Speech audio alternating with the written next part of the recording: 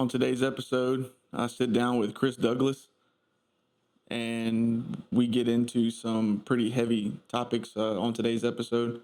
With that being said, I'd like to thank Chris for coming on here, showing some courage, showing some bravery. It took a lot for him to get up here and talk about the subject matter that he talked about. And I really appreciate him opening up like that to me, to everyone that's going to watch this video. So let's talk about it. Like I said before, man, I'm glad you came up here, and I'm glad that you sat down, and I'm glad we talked about everything that we talked about. And I don't know how long we've been friends. I don't remember the day, the year, like 17 or 16, whatever it is. Now, And out of all the conversations that we've had, there's some topics that we talked about today that I didn't even know, and so for you to come up here and share it with whoever wants to click on that video, that takes a lot. And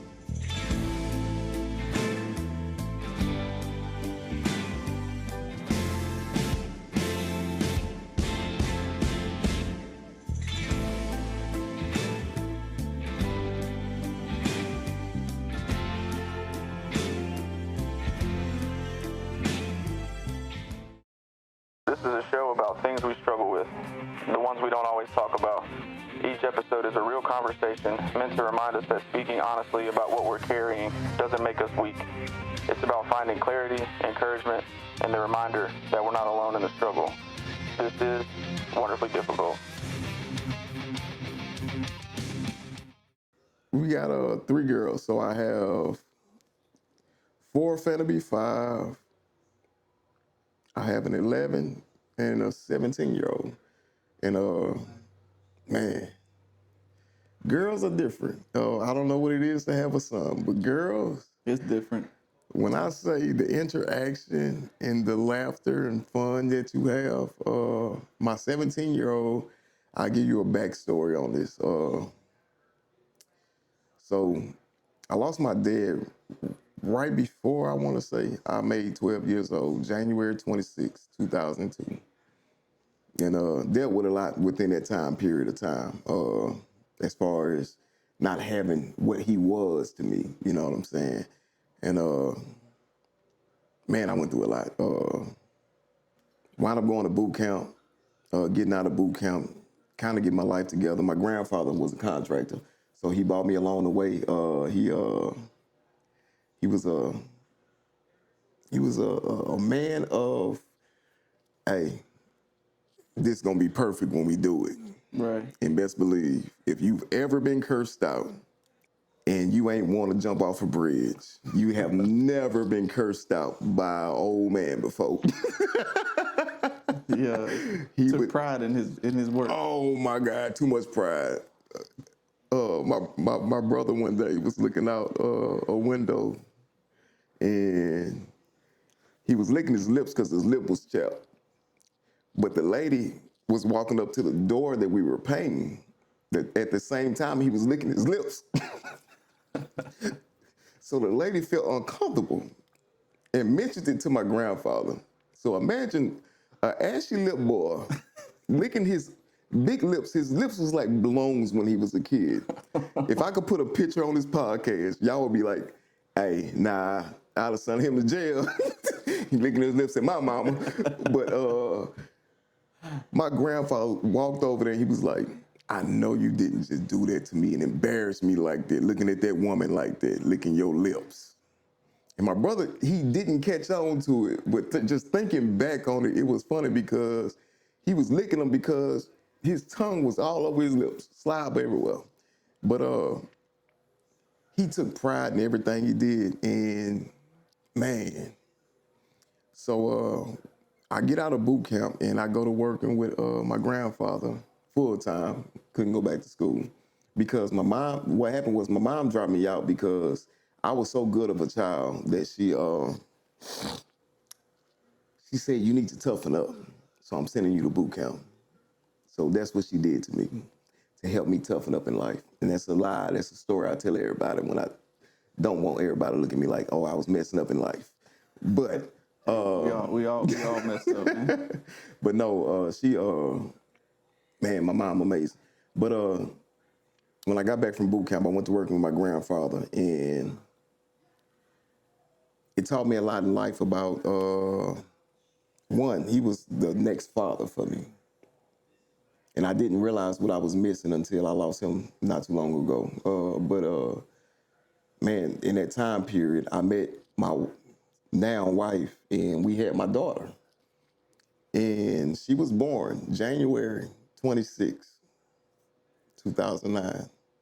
The same date my father passed away was the same day my daughter was born.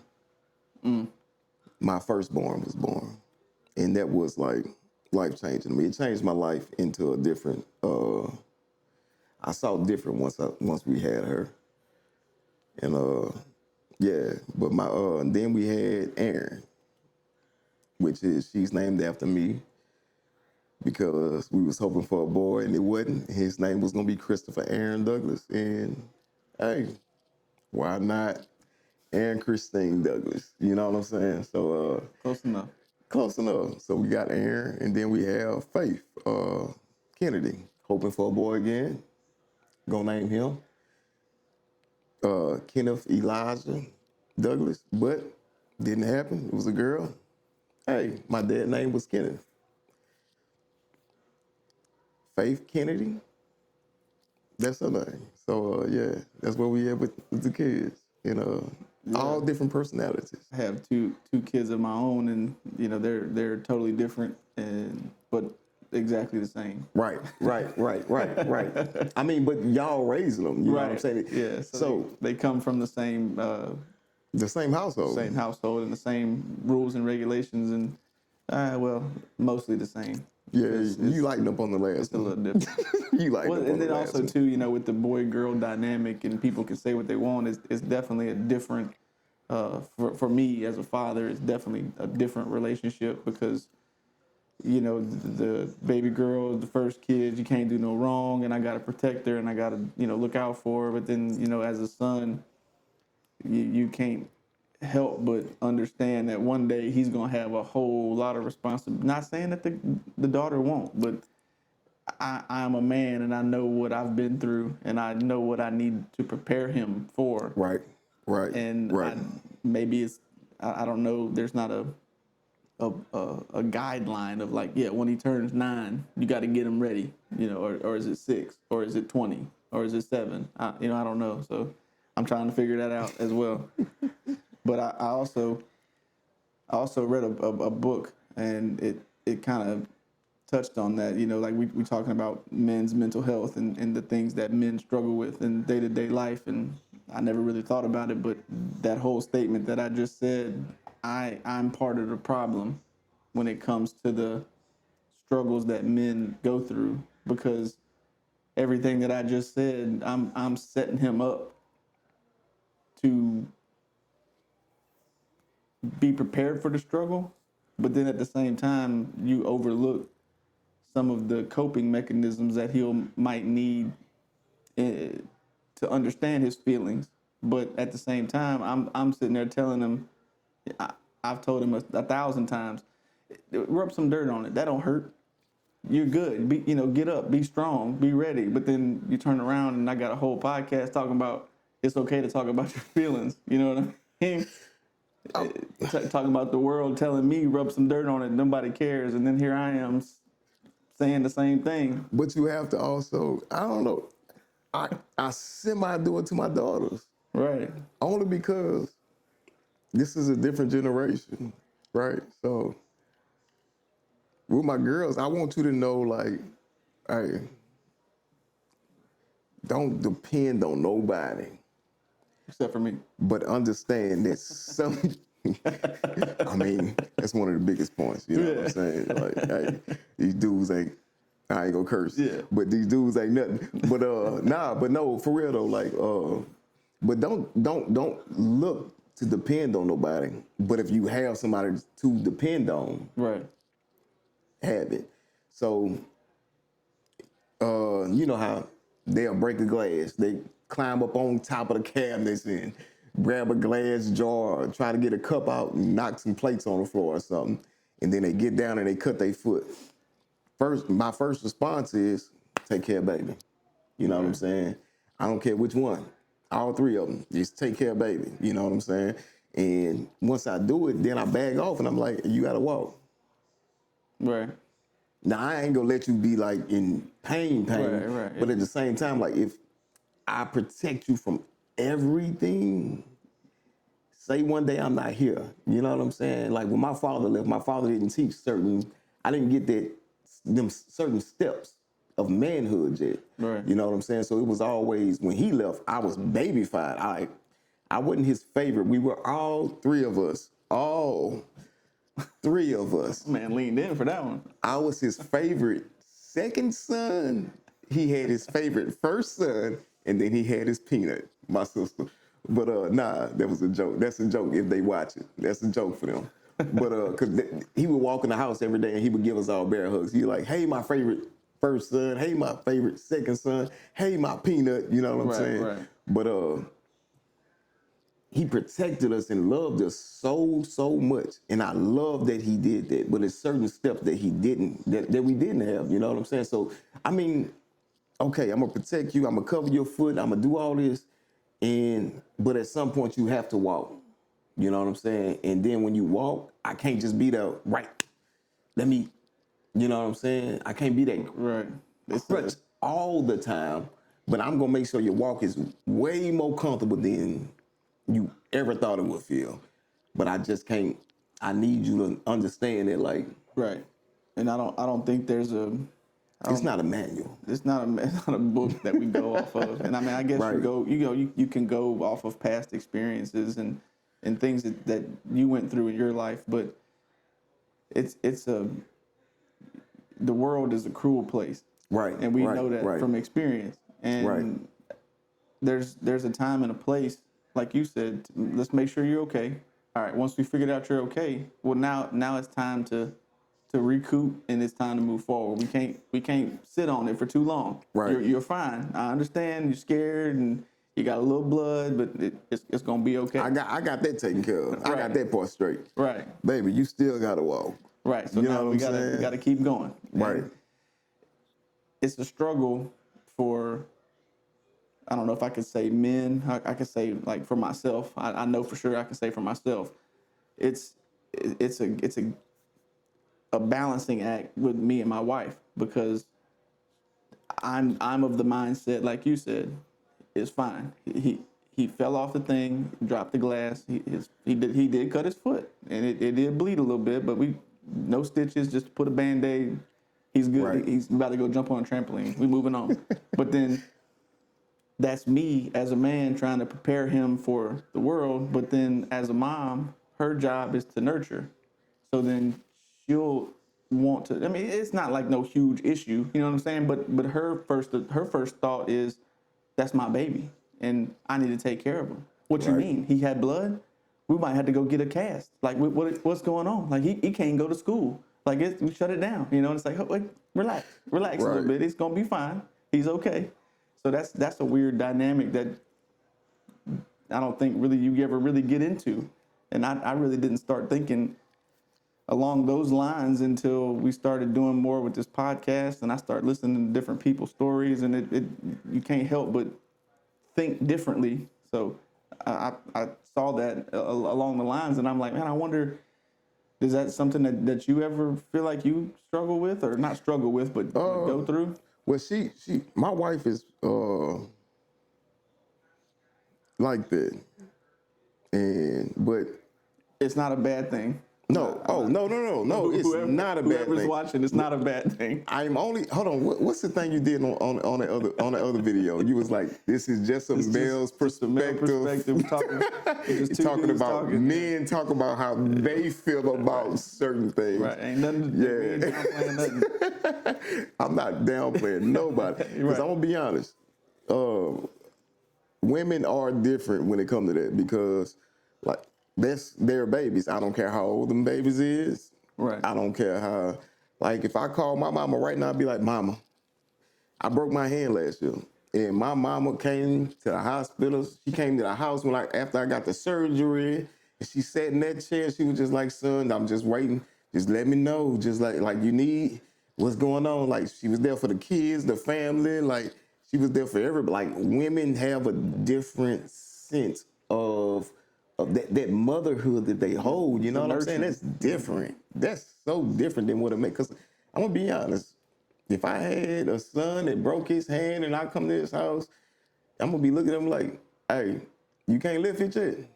You can't help me. You can't help me fix nothing. Right. Hey, call me tomorrow, bro, when your hand working. You know what I'm saying? Right. Like, hey, And I mean that's a joke. It's a joke. Right, But at the end of the day, like, we gonna joke and laugh about it. But a mother, she won't joke and laugh about an incident. You know what I'm saying? A mother, I feel mothers are more, like you say, nurturing. You know what I'm saying? Fathers, once we know everything good, we got the best dad jokes in the world coming for you. Right. That's a knee slapper. oh, stub toe. You know what I'm saying? Like, But and then I guess, like I was saying a minute ago, like I agree with everything you're saying, and maybe that's a part of the problem. Maybe we are part of the problem by doing that to our kids in a Is way. it? But I'm like, it's a necessity to Right. me. Okay. It has to be done Right. to prepare them for the world. But by us preparing them for the world, we're almost feeding into the nobody cares. You don't have time to be in self-pity. You don't have time for none of that. You got to go, you got to move. And then that is life. But we're teaching them that's how it's gonna be. What if, again, it would take the whole world to get on the same page? The whole Right. world would have to be like, okay, guys, we all gonna stop and we're gonna do this and we're gonna change this, but that ain't gonna happen. So the problem that we're facing ain't never gonna get fixed. I mean, but I don't know. Is it fixable though? Because is it something that needs to be fixed? As far as I can't speak for a single household, but a two-parent household, because I get the nurturing from my mother, I get the structure from my father. Right. So I know how to walk into each environment differently. You know what I'm saying? Right.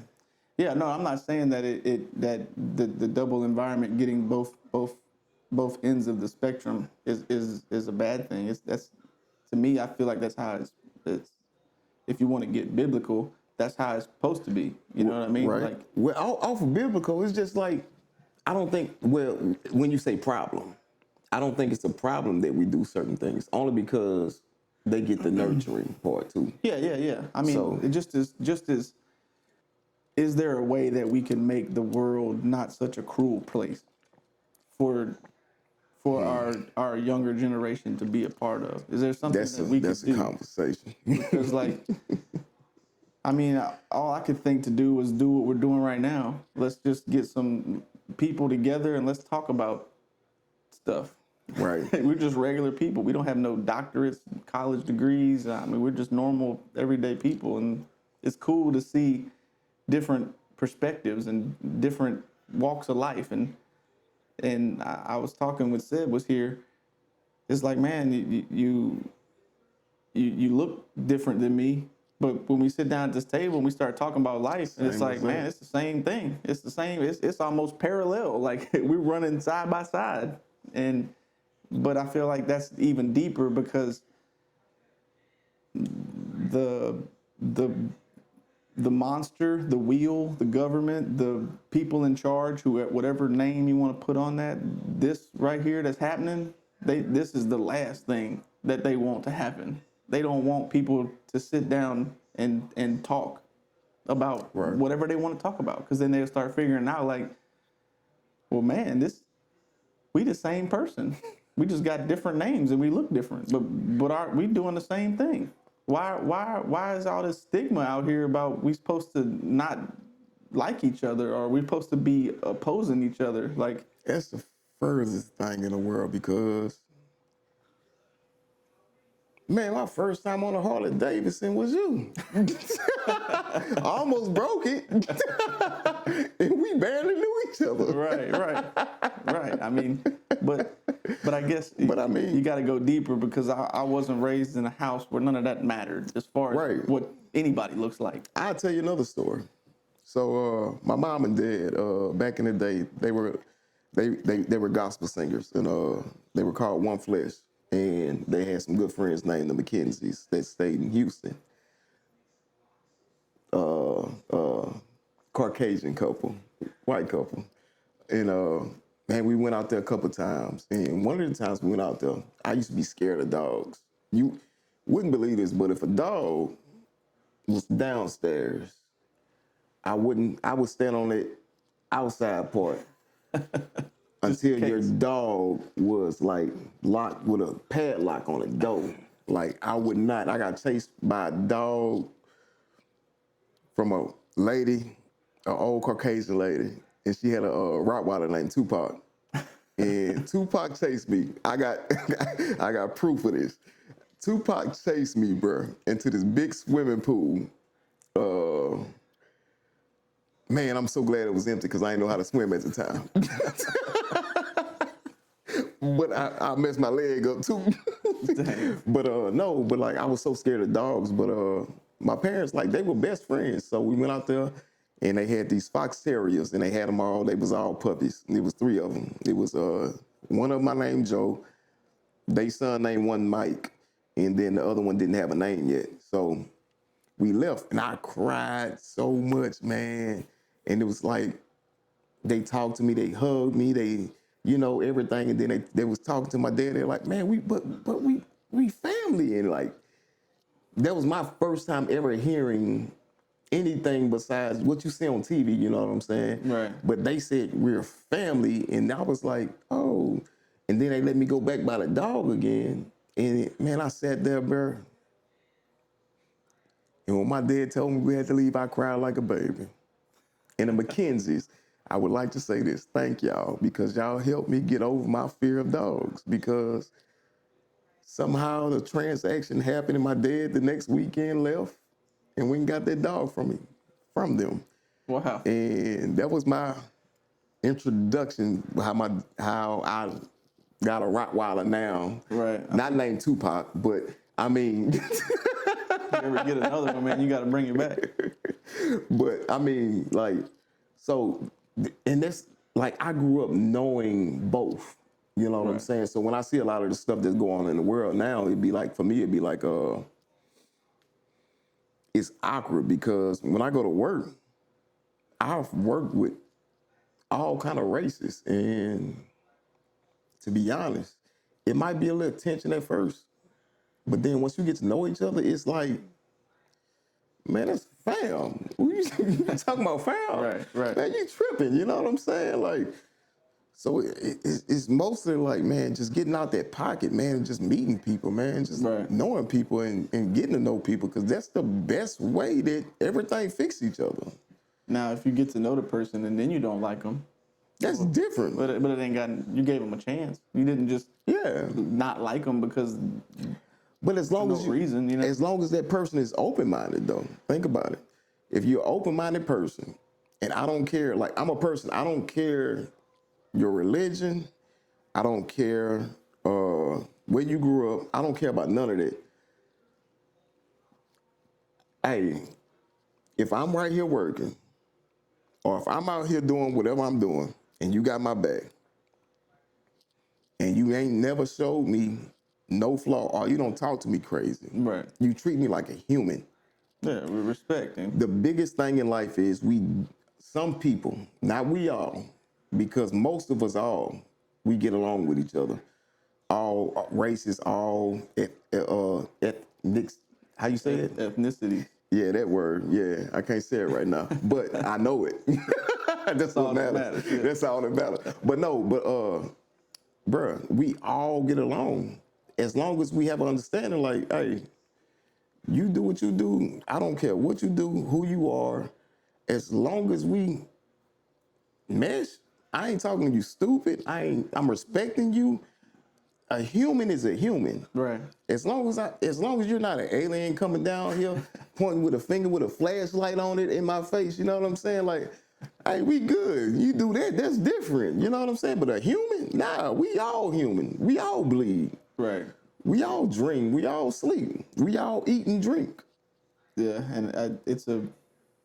I don't think it's a situation that'll ever go away, uh, because it's just so the powers that be have put too much time and too much effort into keeping that division that I don't think it'll ever just be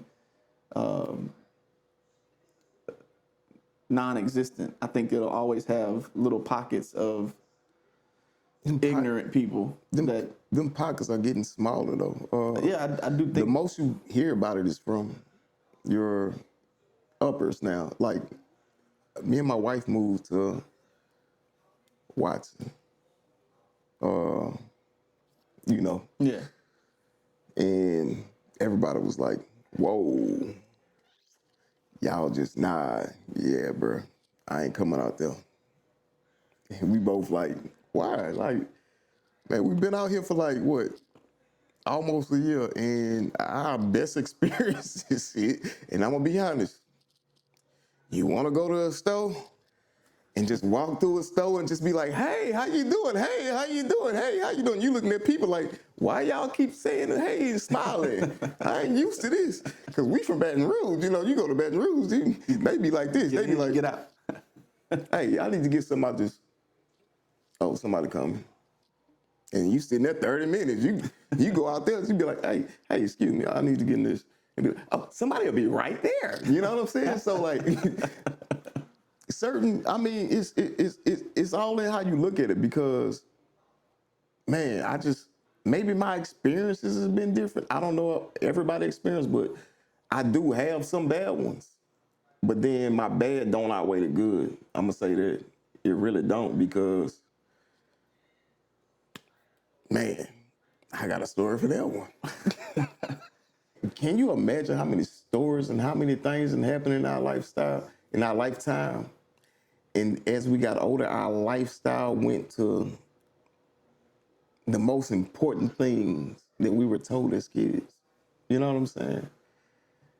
There's a lot of things that for me that I was told as a kid or as a young man or however you want to say it, that in the moment I thought that they were trying to hold me back. I thought that they didn't want me to be great. I thought that they, you know what I mean? Like I thought that they didn't want me to succeed. What do you mean? I got this. And then come to find out, You get old. I look back, boy, if I'd have listened to either one of them things, I'd have been a whole lot of heartbreak and a whole lot of pain and misery that I would have avoided. But But like my last guest, Clint, he made a point on that. It's like, but without those lessons and without those pains and without those journeys, then I might not be sitting here with Who am I? a story to tell. Right, who am I? But I had something to fall back on once I went through that. When I fell back, I also was able to jump higher because, hey, when I fell back, I fell on a trampoline. Right. You heard me? Everything that we learned when we were younger, that's a trampoline in our life when you fall.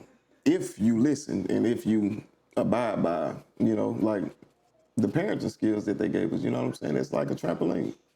I fell back, but then I bounced up. Right. And I guess it's up to you to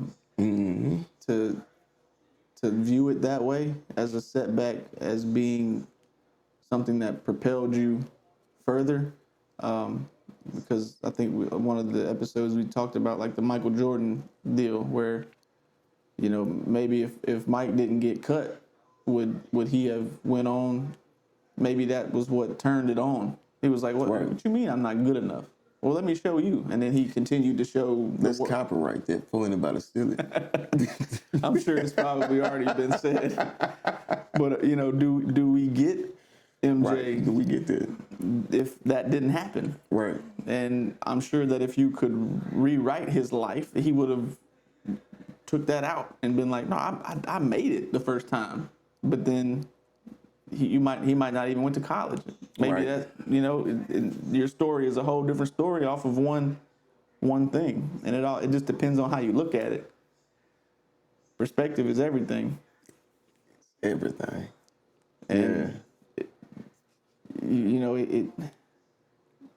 I mean, I don't know how deep you want to go into, because you kind of brushed past it earlier about losing your dad. I don't know if that's something you want to talk about at all, or not really, or. I mean, But I mean, as far I only have one question, and you can answer it or not. But okay. Go ahead. so, by me saying perspective is everything, what is your perspective looking back on that moment that literally changed not only your life but everyone's life around that situation? Okay. I ain't gonna cry only because I cried the other night. January 26th just passed. And a cousin sent a picture of my dad that I didn't have. And it was like, oh my God. And she AI'd it with a picture with my grandmother, his mother, and siblings are still living. You know what I'm saying? So, but yeah, man, September 11th, 2001, we got at school, we watching the Twin Towers fall. We all in school, we all traumatized. Come home from school, parents call us in a room, and we like, me and my brother look at each other, we say, man, we already talked about this at school. We won't talk about this again. And they was like, hey, look, Dad had stage 4 cancer. And they're finna treat him and treat him heavy. And it went through a process, to be honest. One of the processes that I wish I'd never see again in my life. But it made me think about life in a certain way. Only because so he started chemotherapy and all that good stuff that didn't work. 6 months he passed. I'm skipping ahead. Let me go back. So it was days that he would come from the hospital that he couldn't walk. And I would help him to the room. And I'll never forget, for Christmas, he had a Christmas Eve, he had a massive heart attack, I think 2 days before Christmas Eve, or a heart attack. And when he came home for Christmas, and man, his job, oh my God, I'll never forget that. Man, they bought us everything that you could buy out of Toys R Us that we had back in the day. We each had our own radio. We each had our own CDs. We each had our own all kind. Man, it was so much stuff. Thank God for American Hose and Hydraulics. Shout out. Shout out. Y'all don't exist no more. But if you are a part of that company and you see this, I want to tell you personally, thank you, because that Boyz II Men album that y'all bought me got through my father's passing. I'm gonna be honest, that was my introduction to R&B. We wasn't able to listen to R&B growing up until then. But nah, he came home from the hospital, man, and he came home from the hospital and walked in the door. He had the little walker, and he was like, he seen his kids, and he didn't want that walker because Daddy's Superman. Right. Nah, I can make it to the room by myself. And I'm helping him to the room by himself. Well, as he walking by himself, I'm trying to help him to the room, and he wound up having an incident, on himself. And at that moment, he broke. And he said, "Get him, son. Just go to the front." You know what I'm saying? And I was like, okay. So I'll go to the front, and then he go to the room, and we had to go to my grandparents' house after that. And he went back to the hospital. And we got to see him from time to time. Worst part is that when you're Superman, don't feel like he's Superman, you know, and you notice it, you don't know how to feel. I could. I can't even say I could imagine because You know, I can't. and that was very hard for me after he passed away. Like I didn't even notice it when it happened, but when he passed away, I was like, I always thought on that moment, like, why he just wouldn't let me help him to the bed. I don't care you had an incident, you know what I'm saying? That's the least of what we worry Yeah, about. that's the least. Like, I wish I'd have had every moment. Like, bro, I'd have put you in the tub. You hear me? Like, man, I'd have closed my eyes and just ran water or did whatever I had to do, you know what I'm saying? Or give you a bath, you know what I'm saying? But I Like, guess now I'd have helped. put yourself in those shoes, Right. and your relationship with your kids. Like, I got girls, they ain't helping me. well, I'm just saying. No, I'm playing, But you wouldn't. But nah, You wouldn't want to show any type of weakness, regardless. Like right. I tell you what, there ain't many things that's gonna happen, but I'm about to get to that door, right? Right. So I mean, I'm sure that probably was what was, the reason for that. Yeah, and I understand it now. It took a while to get to that point, though. You know what I'm saying? Because I just wanted those moments. Like I ain't know it was so quick. Tyler, it was 6 months. They said it was curable, and he got September 11th, same day Twin Towers got hit, January 26th. Like it was that fast, 2022. It was that fast. So to me, I dealt with a lot of. I wish I was there more because he was, bruh. When I say he made sure everything was taken care of in that house, and he showed the utmost love and gave the best butt whoopings in the world, to keep us on the right track. Right. You know what I'm saying? But that was my best friend for real. Yeah, I could imagine so. I would like to think that that I'm Xander's best friend. Right. I'd like to think that. So I could see where that would be the case. But you know, there's nothing that can prepare anyone to have to deal with that, and much less. How old did you say you were? You were. I was like 11 going on 12. I mean, I guess the age is irrelevant, but that being the case, as a young child to have to go down that road, and again, it would never be an easy road to go down, but like I'm gonna try to get through it. But It's not the easiest road. It's yeah, really not. It's really not. I can't even The ask the hardest, question. man. The hardest part about it is really. I'll never forget. Man, my uncle wrote this poem,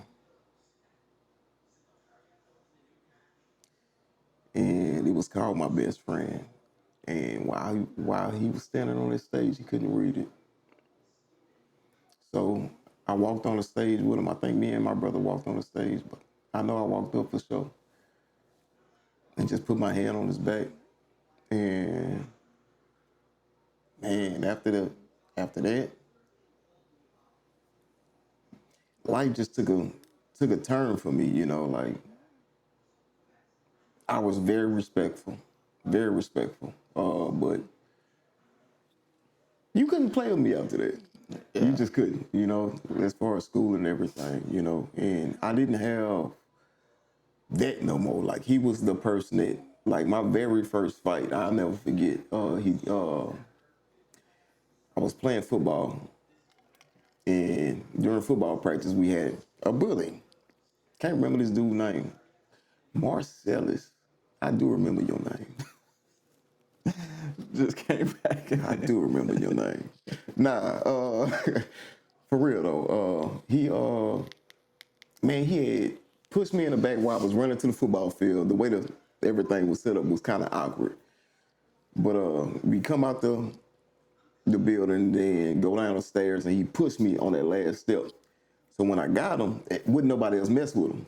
But when I got him, I just said, I'm gonna throw my helmet at him. So I threw my helmet and hit him, and the coach seen him charging at me, and I ran, because I was little, probably 9 years old. And I'm like, man, that dude big. I ain't finna. So I ran after I threw my helmet. Like, I'm gonna hit you with this helmet, but I'm about to go. And then he ran to my dad. My dad had a work van, so he ran to my dad at work van and told my dad what happened after practice. And my dad told me, got in the van. My dad chewed me out, man. And he said, son, so, oh, you just won't hit people? I say, no, sir, no, sir, no, sir. That ain't what happened. So I told my daddy what happened. I was like, no, he pushed me down the step. And He was like, you told your coach? I say, no. He say, don't touch nobody without telling the parent that's there first or guardian. And if that's your coach, tell your coach. Do not react to somebody before you react. He say, what happened after that? I say, he ran behind me, but coach stopped him. He say, okay. He say, so I tell you what, if it happened again, do what I just told you. So we at church one day. The church was right in front of the football field that we practiced on. So they went to the church. So at church, came up behind me. He pushed me. And I went and told the parent. My daddy say, come with me. We gonna go tell his parents. Didn't have him. They looked at it and it was like, oh, well, no, my son don't do stuff like that. But other grown-ups saw what happened. So, you know what I'm saying? Like, my dad had the whole story.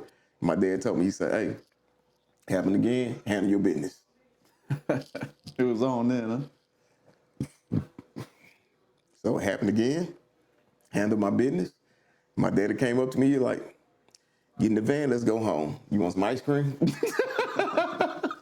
He tried to go about it the right way. He went about it right. I follow every step. And to be honest, with my kids, I kind of do the same thing. If somebody picking on you, I'm not there. If there's a guardian or a teacher or somebody else, hey, tell them what's going on. Tell them what's going on before you do anything, because your reaction. A lot of times you'll be the one that gets in trouble. You're gonna be the one to get in trouble because They ain't see the first part. they ain't see the first part. Right. So when you flash out and you be like, nah, Right. they don't know what's going on. You know what I'm saying? So yeah, I kind of teach my kids on the same level, but I also teach them some self-defense too. I ain't no self-defense then. I'm just glad it worked. Right. Yeah, it's raising kids, man. It's wild. Right.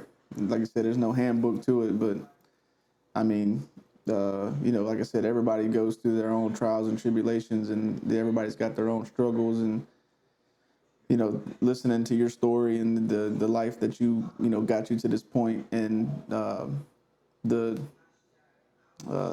joy that you got in you still, that's a lot. That's a testament to you and as a person, It take a lot. because you had every right to hate the world and to hold resentment, and you did the opposite of that. What it seems, and I'm sure you probably faced your fair share of.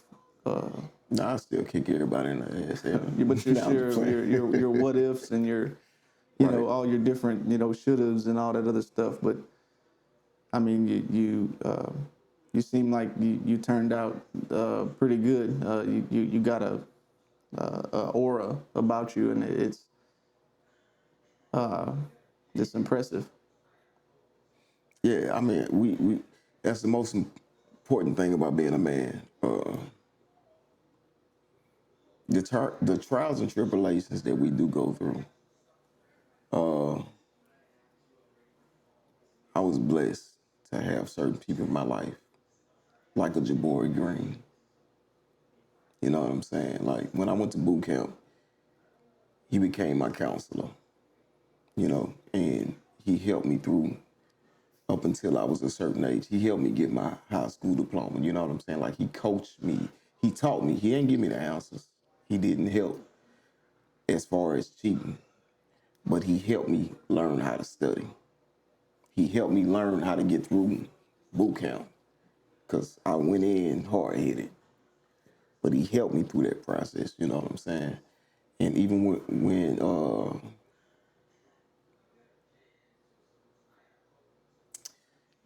I almost got life in jail. I almost got life in jail. I'm gonna leave that at that. But Allegedly. allegedly. There you go. All right. My name Christopher Dunkins if you look it up online. But no, but even when I went through that process, man, that was the only man that came to that prison to talk to me and saw me. You know what I'm saying? So, like, just having that guidance and he said that he went through that whole boot camp process, 4, almost 4, 5 years later, this process, and all greatness to God. Thank God for sending all these people in my life that actually helped get me through that situation, because that was a tough one. Taught you a lesson about how important it is to show up. And my daughter was born a year and a half, a year and a half, 2 years later. That was the best process of my life. That process and my daughter. I stopped everything. Yeah, it'll wake you up. And for her to be born on the day my father passed away, because January has always been the hardest month. It still is for me. And that's a battle I'm dealing with. It's a real struggle. And it's a battle that's very hard to defeat right now. And I just realized that a couple of days ago that middle of January up until that point, as men, we all have certain channels and times in our life that we go through certain things. And if once you find that repeat, you know what I'm saying? Like, my repeat is always January.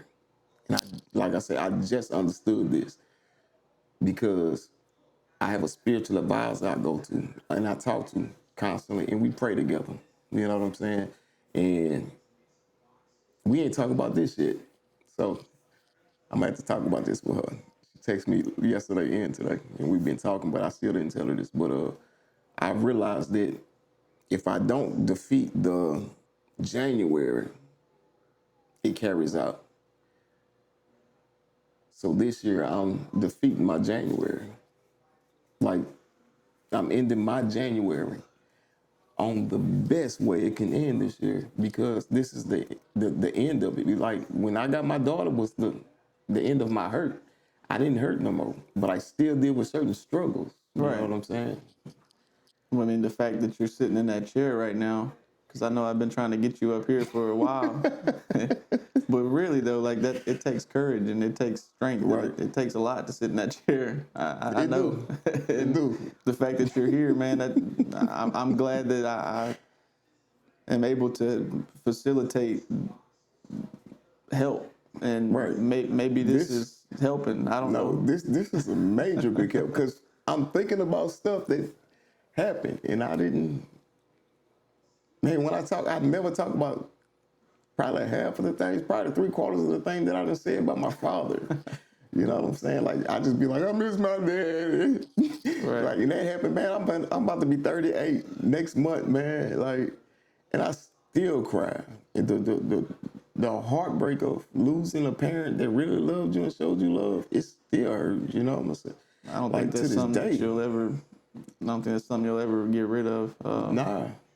But I would like to think, and again, I have no idea what you're going through, but I would like to think that there would be a time that you could get to, and it'd be a joyous thing. It'd be a. That's you know what it is saying? now. Like, it's a celebration instead of a. And I'm sure that the tears will come because of the. What's the name of the song?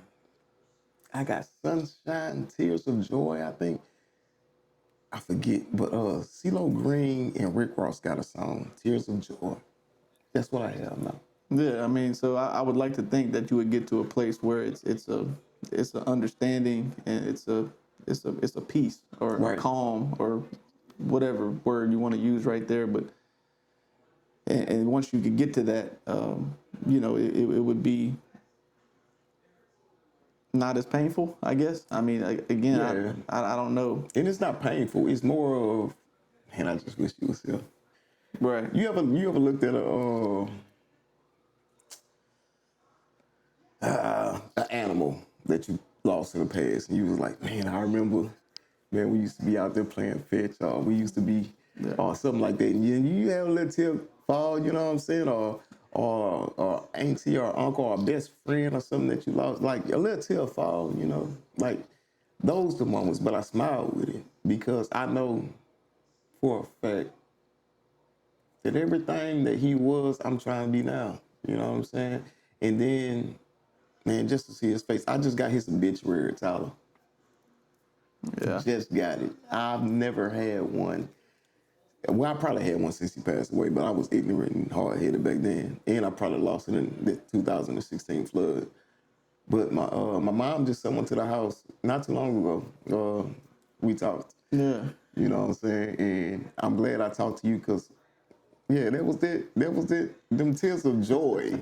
You hear me? Like I'm just looking at. I'm looking at it, and I'm like, oh man, bro. Oh, you know what I'm saying? Like it didn't hurt. I was just glad to be able to hold that, to have that last picture. You know what I'm saying? To have that memory or that Yeah. a physical thing from that. Yeah, from the ceremony, and not a copy of it. Right. Like It's an original. right. You hear me? So yeah, That's a priceless item that yeah. What they say? Memorabilia. memorabilia. Yeah. See, you know how to pronounce all them good words. I just pretend like I know it. I know how to pronounce them too. I just can't right now.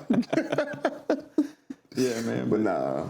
It's I mean, like, sitting here talking to you about it, and you can't help but put yourself in that shoe and try to feel it and try to figure out how, like, what would you do, and you can't really do it. It's unimaginable. But I mean, like you said, you get to that place of like having some joy and having some understanding, but like you're how do you not have a milestone come up and be like, man, you're supposed to be here, and I don't think that. How do you ever get rid of that? I don't think you can. But then at the same time, I don't think I would want to, because Nah. like I would want that to be a part of my life. Like that's Always. that's like And it makes you create history with. So what I do with my kids is every day I make a moment. My sister do the exact same thing. Because it's a lot of moments we didn't get with our father because of work and because of church. So I don't care what goes on in my life. Every day you will have a memory from me. I don't care. I love my kids the way my daddy loved us, but he didn't have that understanding. My dad didn't have a father. So he just knew to go to work and make sure everything was taken care of and come home and show y'all the best love that I never had. So what he got, I got the dad that was at the house that showed me the best love I never had. When he didn't see a man working, I saw the man working and showing us the best love. But what he didn't do was create the moments. So now my job is to go to work, be the best dad, and create the moments every day. And that's my process every day. Every day I come home from work, I kiss each and every one of my kids before I pour my drink, before I go use the bathroom, before I touch a dog, before I do anything. I walk in my house, I go to each one of my kids. I give them a hug, I give them a kiss, and I tell them how my day was if they ask. Most of the time they want to tell me how their days were, or they want to ask me for something. So maybe that last thing never happens. But them two, every day. I don't care. I don't care.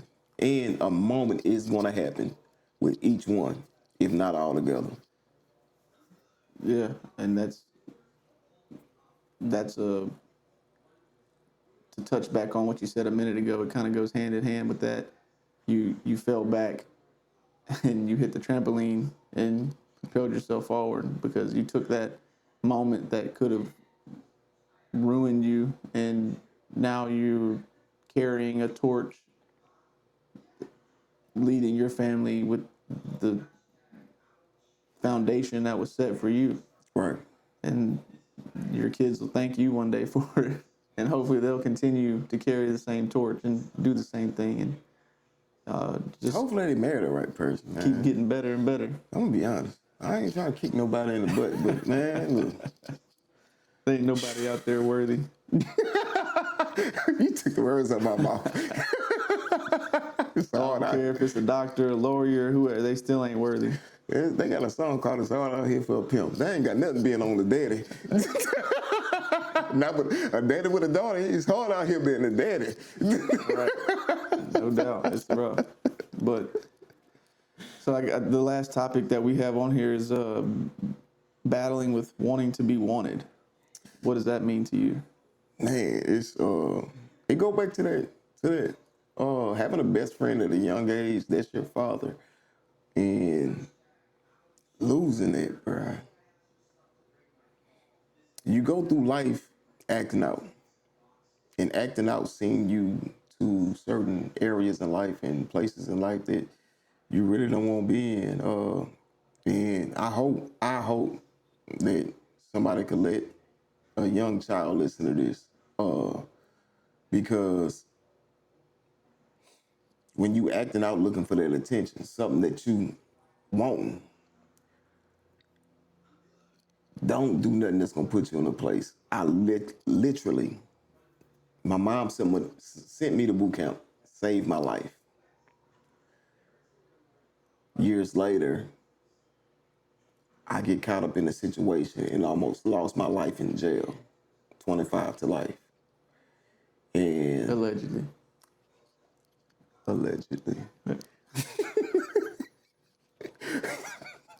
You just gotta make sure we keep it clean. Hold on, let me do it like this. Hold on. Allegedly. There you go. Hey, make that a sound bite.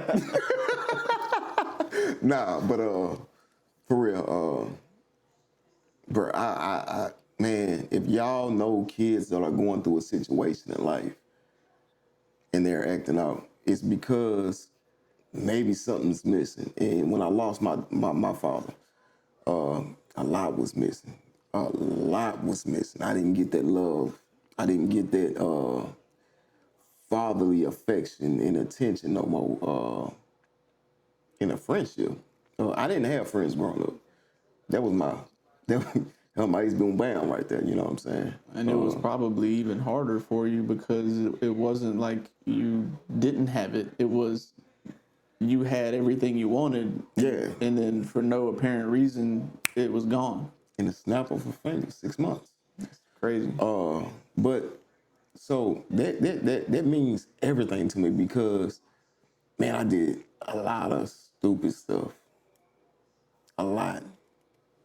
Ignorant, dumb, stupid. And it took a long time for me to fix it and get it straightened out. And I didn't get it straightened out until I was maybe like 28 years old. You know what I'm saying? And a lot of people, they'll look at me now and be like, man, you got it all together, man. Look at your house, man. Look at your wife got a nice car. You got that truck. Yeah, it's 2013, man. Leave me alone, bro. I keep it clean, though. Hey, yeah, I was finna say that. I was finna say that. I keep it clean, though. Keep it clean, though. But no, but like, bro, it mean the world because if you see a child that feels like they don't have it or something missing, don't judge them. The littlest thing that you can do to help might be able to help them because that was my Jabori Green, like I said, when I kept getting into trouble. I didn't understand what was going on, but at the end of the day, I calmed down because for him to come and talk to me the way he talked to me, like he was a father, and like he was telling me like, bro, come on now. You had your one. It's your second. Now you about to lose this one? You just beat what you was going through then, and you finna lose your life to the streets because you want to keep going on. Bruh, what you doing? And people look at me now and they be like, what? Attitude, fight. What? Chris ain't about none of that. You just don't know. You know what I'm saying? But that's not who I don't portray myself, and I don't carry myself in certain manners no more because I've changed. But it means the most because, bro, we just gotta we gotta look out for each other. And when it comes to these kids, you remember Sam? Yeah. Can I go down? It's your episode, bud. You can go wherever you want. So, complex me and Tyler was talking about earlier. Had a whole bunch of kids. They was terrorizing the complex. You go to work every day. Everybody got to pick up trash because there's so much trash on the ground. It was, bro. These kids was messing this place up, and They definitely didn't have the guidance. right, they ain't had a guidance. But sometimes it don't take much. You know what I'm saying? And that's the point I'm trying to make. It don't take much. We got this group together, and one of the people, they would start flashing. Every time they see him on property, they'll flash and curse him out. And I was like, man, let's just help him. Let's do this. Let's let's get them together. And if they do stop messing up and they help us pick up grounds, it was summertime starting. They do grounds, help us. We put $5, $10 in their pocket. And two of them signed up. Every week they went home with probably like 50, no, not 50, probably like 30, $45 or something like that. So we started doing that. Only two signed up. And these two took it serious. And one of them wound up moving away. Name was Sam. And when Sam moved away, Sam was like, man, I ain't gonna be able to make no money. But he called me Daddy. He was like, Daddy, man, my mama moving, Daddy. I ain't gonna be able to make no money. I said, man, if you need me to, just come get me. You know what I'm saying? You come hang out over here. We gonna still look out for you. Man, we bought them shoes for going back to school. You remember all that? Yeah, we played. I remember playing football all the time with them. Playing football, going basketball, man. They come with good grades. We give them money. Like, man, we did a lot. Like, I mean, it probably wasn't as much as like being a millionaire would do, but like being from what we had and what we could give that they parents couldn't give them, man, we gave them a lot. Jordans, all kind of stuff, man. So Sam moved away, and he probably moved. Let me see, St. John was right there, maybe 10 miles away. So Sam came to Pop House one night, and Sam was like, knocked on the door. He was like, my mom, my dad here. So he called me, dad, and the person who worked with us, he called her mom. She was one of the workers on the maintenance staff. So walking up for me, he like, look at my grades, look at my grades. So we like, oh, bet. So we about to get you the Jordans. You know what I'm saying? You want the Jordans, you finna get the Jordans. So we did our little raise, you know what I'm saying? Little maintenance fundraiser. And we got them the Jordans, and Donovan got his. And the very next weekend, we get a knock on the door, and it's Donovan this time. And Donovan at the door, and he like just looking at us like a ghost. And he say, man, I think Sam dead. They say Sam dead. He just got hit by a car. So we like, what? Nah, man, we just seen Sam last week. Yeah. Bruh, when I say it was around Father's Day. I'll never forget that. Or close to or something like that. And went out there and we saw the incident. I ain't gonna get into details about the incident, but it was horrible, you know. And I ain't gonna say what happened within the incident, but I'm gonna just say it was horrible. But what he did was, when he came and told us about his grades, and since he wasn't working close to us, he seen some other men working. And he went to the supervisor and he was saying, man, I could help clean up. He was trying to help take care of his mom in the household as a 12-year-old. and was doing it. Like he was getting paid $100, I think, a day or a week. He got up to that point. And bro, it was amazing, man. I was so proud of him. I was so happy. Cause he was like, man, every money I make, man, I pay these bills with. I give to my mama. I don't want nothing. Like I come to y'all for my shoes and stuff, so I don't need no money. Like that was Sam. You know what I'm saying? Like that was life. Right. You know, so I guess that's something else that I agree with, and I guess a grieving podcast will the next episode, if I have another one. Yeah. Talk about grieving because I still deal with it. My Father's Day, I don't enjoy. For me, Father's Day for me is for kids, and that's for kids, fatherless kids, or kids with fathers that just want to hang around, and we just have fun, Nerf guns, whatever. It don't matter. Right. You're trying to give back. I'm not trying to give back. No, I'm saying like the whole Sam thing in general. Well, I guess I am giving back, but I just want to give back energy. Right, but you were given to, and you saw how much that changed your life. Basically, that's the only reason that you're sitting right here and not sitting somewhere else. So, you took that information and passed it on to that situation, and unfortunately, it ended in tragedy. But it still doesn't, like you said, for the Father's Day for you now, you're still trying to give back, and you're still trying to make a difference, and that's right, commendable. Okay. Yeah. Does that make sense? Like you're yeah. So as far as you're wanting to be wanted, That's why what's that? my wanting to be wanted. Like Right. I want Right. my feeling to be wanted because there's a lot of people that don't get what I have that I want to give, I guess. Right. And the And- fact that you could sit here and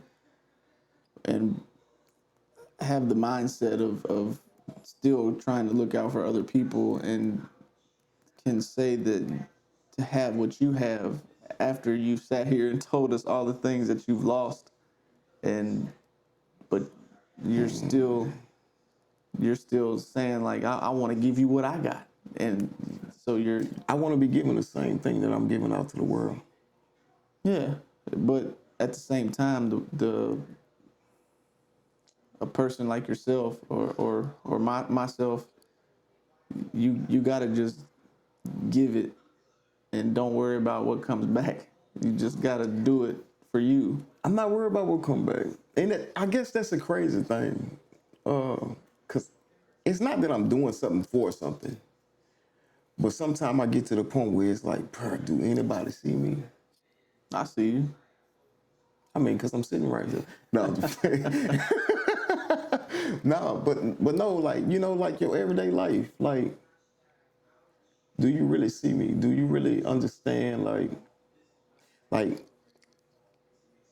and I guess it's for us because we don't give our mental to our immediate.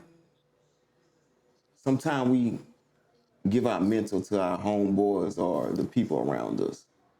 We don't give it to our immediate. We don't give it to our house. So our house is blank. But then when it comes to when we get a little frustrated, we expecting our house to give us something that they don't even know what we want. It's every situation that we're involved with. So at work, you know, we do so much at work as a man. Not saying that women don't. Okay, need to let that be known. Women do a lot, but we do so much. You know, we try to please everybody. And I guess I'm gonna take my position and put it on the table because I'm a supervisor. So I have to make sure everything is done right all the time.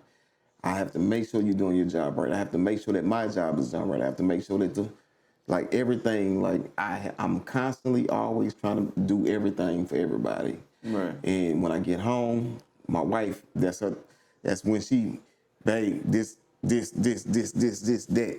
So we constantly are always mentally looking for what's wrong. You know what I'm saying? As a supervisor and a husband, or a manager and a husband, you know what I'm saying? As a Or man. a job as a man. You know, like we are demanded to make sure everything is perfect from job to home and physical job aspect and mental job aspect. You know what I'm saying? And I'm just speaking from physical and mental. And man, sometimes I do feel like, well, mind it. I'm gonna say this for real. Man, when I walk through my door, I said what I do to my daughters. They do the same to me. My wife do the same to me. But it's like I still feel like, bruh, what am I missing? You know what I'm saying? And I guess that's my struggle. One of my struggles right now is what am I missing? You are fulfilled in a way, but it's easy to take for granted certain things, and the perspective and the lens of which you look at the situation. Like you said, you have a beautiful family, Right. that gives you everything plus some, and that's all that really matters, right? It should be. I still feel empty sometimes. Well, you might And it feel could come from the job. you might feel empty sometimes because of this entire conversation of all of the hurdles that you've been through and all of the spiritual advisors that you talk to and going through all of the different aspects of your life, and there's trauma there that it ain't never going away, and ain't nothing ever gonna feel it, ain't nothing ever gonna fix it, and it's just something that you have to find out how to navigate, and maybe turn your perspective to, like we talked about in the last episode, you find what you're looking for. So if you're constantly trying to find this other thing that you're not really even sure what it even is, well, you're gonna be looking for that for a long time because you don't even know where to look or what it even is called. So my advice to that would be, well, let's not waste too much energy on trying to find out whatever that is. Let's just that means I could do 10% more for each of my kids. You know what I mean? Like find those things that's all that really matters in this world, and jobs and all that other stuff. It don't matter. Yeah, and I gotta raise my hand on this. 250 years from now, ain't nobody gonna know none of us. I gotta raise my hand on this. Kevin Hart did this to Don Cheadle, and I just want to do this to you. Damn. You just made a lot of. You just bought a world into one piece yourself. I like that. I never thought about it like that though. Yeah, I mean it's all about the perspective on everything, and it's as delicate as, or not as delicate, but as traumatic as you've explained the things that you've went through, man. It's you're gonna spend a long time looking for a piece that it don't exist. I mean, yeah, and there's a lot of people that's been through 10 times worse than what I have, you know what I'm saying? But I just don't understand how, to find a peace in what I've dealt with. And it's more to it, but I mean, it's not even worth dealing with because my family and your family and y'all family, when we look at our kids, it's a gift. For sure. And our job is to be a better person every day that we wake up than we would the night we went to sleep. And that's really how I feel. And I believe in that. For sure. And like I said before, man, I'm glad you came up here, and I'm glad that you sat down, and I'm glad we talked about everything that we talked about. And Out of I don't know how long we've been friends. I don't remember the day, the year, like 17 or 16, whatever it something is. And out of all the conversations that we've had, there's some topics that we talked about today that I didn't even know, and so for you to come up here and share it with whoever wants to click on that video, that takes a lot, and Right. I hope it gave you some type of clarity, or maybe gave you some type of That was an inhaler. You know the thing they give you at the hospital when you sick? I could breathe a little lighter. hope it gave you something, man. I've been dealing with something since the 26th. Yeah, and for you to come up here at the time that you did, and like I said, I've been trying to get you on here for a while, and for you to say that you're trying to conquer January, and this is a huge step, I would think, for you to open up, and you might feel a little lighter, and maybe got some things off your chest that you didn't even really realize was there. Right. I did. Well, I'm glad that you shared it with us. But yeah, man, appreciate you, bro. See you, Matt. You the man. All the time, baby. Till next time. Yes, sir.